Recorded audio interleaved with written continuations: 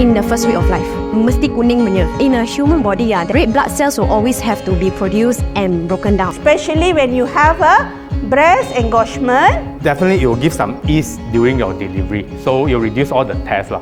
Every answered prayer, the fulfillment of a dream.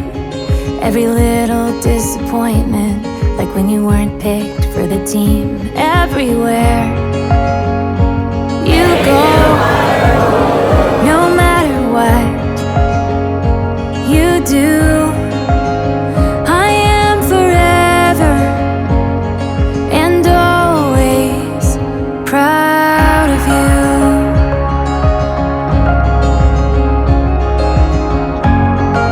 Would you recommend other parents to actually join the Parentcraft class? Definitely. Just because.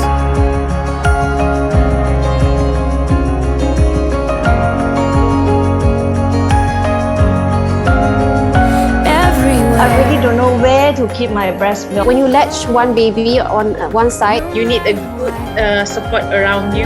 You do.